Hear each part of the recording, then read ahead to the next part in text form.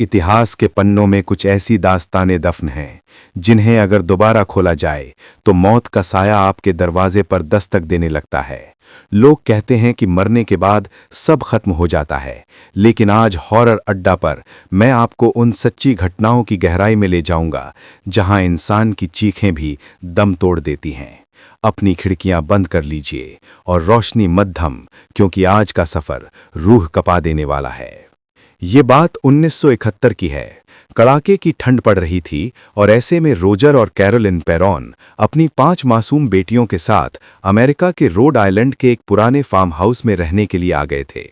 पर शायद यही उनकी जिंदगी की सबसे बड़ी और आखिरी गलती थी। वो फार्म हाउस 1736 में बनाया गया था और 200 एकड़ में फैला हुआ था। वहां जाते ही उन्हें उस घर में ऐसी अजीबोगरीब चीजें महसूस होने लगीं जिनका कोई तार्किक जवाब नहीं था। उनकी बेटियों के खिलौने अपने आप एक जगह से दूसरी जगह चले जाते थे। दीवारों पर लगे फोटो फ्रेम्स खुद ब खुद नीचे गिरकर चकनाचूर हो जाते थे। कभी-कभी देर रात में कैरोलिन को जोरों से किसी के तड़पने और दर्द में चीखने की आवाजें आतीं। एक बार जब उनकी सबसे छोटी बेटी घर के कोने में खेल रही थी तो कैरोलिन ने सीढ़ियों के पीछे एक काली परछाई देखी। वो उसकी बेटी को देखकर मुस्कुरा रही थी। उसकी गर्दन एक तरफ से इस तरह से मरोड़ी हुई थी जैसे उसे किसी रस्सी से गला घोंटकर तोड़ दिया गया हो। उस परछाई की आंखें एकदम खुली हुई थीं और उसके चेहरे पर एक ऐसी खौफनाक मुस्कान थी जिसे देखकर ही इंसान की रूह कांप जाए। कैरोलिन कई बार उस साये को अपने बच्चों के ठीक पीछे खड़ा पाती। एक रात जब वो और रोजर सो रहे थे तभी उनका बेड जोर जोर से हिलने लगा। वो बेड हवा में तैरने लगा और फिर धड़ाम से नीचे गिर गया। इसके बाद तो कैरोलिन पर जैसे कोई आसमानी कहर टूट पड़ा। उसे हर वक्त ऐसा महसूस होता जैसे कोई अदृश्य हाथ उसे शरीर में सुई चुभा रहा हो। कोई शैतानी ताकत उसे रात में बेड से खींचती हुई अंधेरे बेसमेंट तक ले जाती और उसे बुरी तरह घायल कर देती। बाकी दुनिया के लिए वो सिर्फ एक घर था, लेकिन पेरॉन फैमिली के लिए ये एक नरक बन चुका था। यहाँ बादशिबा नाम की एक डायन का साया था जिसने सालों पहले अपने ही बच्चे की सुई चुभोकर बलि दे दी थी। जब मशहूर पैरानॉर्मल एक्सपर्ट्स एड और लॉरेन वॉरेन वहां पहुंचे तो बादशिबा की आत्मा गुस्से से पागल हो गई। उसने कैरोलिन के शरीर पर पूरी तरह कब्जा कर लिया। कैरोलिन का चेहरा अंदर से कट चुका था। उसकी आंखें खून जैसी लाल हो गईं और वो घर के कोने में बैठकर जिंदा मकड़ियां खाने लगी।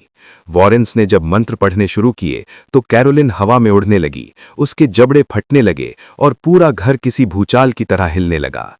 रोजर ने अपनी पत्नी की जान बचाने के लिए वॉरेन्स को बीच में ही रोक दिया। वो परिवार 7 साल तक उस नरक में रहा, लेकिन बादशिबा का अंत नहीं हुआ था। वो तो सिर्फ एक नए खून की प्यासी थी। अभी बादशिबा का खौफ थमा भी नहीं था कि 1970 में एक और शैतानी ताकत ने दस्तक दी। डॉना नाम की एक नर्स को उसकी मां ने एक एनाबेल डॉल तोहफे में दी। जल्द ही उस गुड़िया ने अपने डरावने रंग दिखाने शुरू कर दिए। कभी वो सोफे पर मिलती तो कभी बंद कमरे में। हद तो तब हो गई जब घर में छोटे छोटे कागज के टुकड़े मिलने लगे जिन पर खून जैसी लिखावट में लिखा था, हेल्प अस। एक शाम जब डॉना घर लौटी तो उसने देखा कि एनाबेल डॉल के हाथों और चेहरे पर ताजा इंसानी खून लगा था। एनाबेल ने डॉना के दोस्त लू पर हमला किया और उसके सीने को किसी जंगली जानवर की तरह नोच डाला। वॉरेन्स ने बताया कि इस गुड़िया के अंदर कोई बच्ची नहीं बल्कि एक शक्तिशाली शैतान है जो डॉना के शरीर पर कब्जा करना चाहता है। वॉरेन्स उस गुड़िया को लेकर ही जा रहे थे कि रास्ते में एनाबेल ने उनकी कार के ब्रेक्स फेल कर दिए। वॉरेन्स ने उसे एक पवित्र कांच के बक्से में बंद तो कर दिया, पर आज भी वो गुड़िया उस कांच के पीछे से लोगों को घूरती है। दहशत का ये सिलसिला यही नहीं थमा। 1980 में कनेटिकट की सड़कों पर एक और खूनी खेल खेला गया। एक छोटा बच्चा डेविड अपने नए घर के पीछे बने एक पुराने शापित कुएं के पास गया। जैसे ही उसने कुएं में झांका, कई भयानक काली आत्माएं उसके शरीर में समा गईं। डेविड का शरीर लकड़ी की तरह मुड़ने लगा और वो अमानवीय आवाजों में चीखने लगा। उसके बड़े भाई अर्नी जॉनसन से ये देखा नहीं गया। अर्नी ने चिल्लाकर उस शैतान को चुनौती दी, इस बच्चे को छोड़ दो और मेरे शरीर में आओ। शैतान ने उसकी चुनौती स्वीकार कर ली। कुछ दिनों बाद वही अर्नी जॉनसन सड़क पर बदहवास हालत में मिला। उसका पूरा शरीर खून में नहाया हुआ था। उसने अपने मकान मालिक का बेरहमी से कत्ल कर दिया था। जब अदालत में उसे पेश किया गया तो उसने पूरी दुनिया को हिला देने वाली बात कही। उसने कहा, मैंने कत्ल नहीं किया, the devil made me do it. ये सब मुझसे उस शैतान ने करवाया है। क्या अदालत एक शैतान की गवाही मानेगी? क्या अर्नी उस खूनी अंजाम से बच पाएगा? और उस कुएं के नीचे आखिर ऐसा क्या था जिसने एक हंसते खेलते परिवार को तबाह कर दिया? लेकिन रुकिए, असली खौफ तो अभी शुरू होना बाकी है।